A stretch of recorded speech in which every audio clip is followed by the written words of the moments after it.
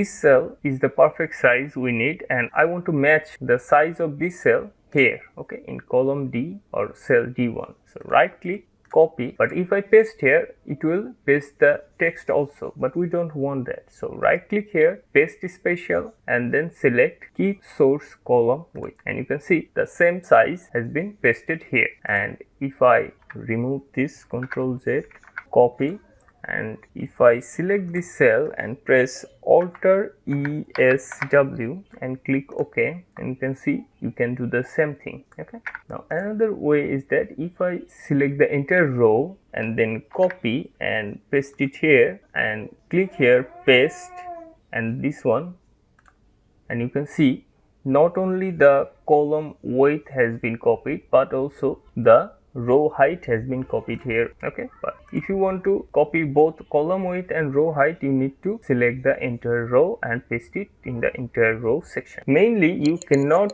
increase a specific cell size, you have to increase either the row height or column width. This is how you can increase the cell size.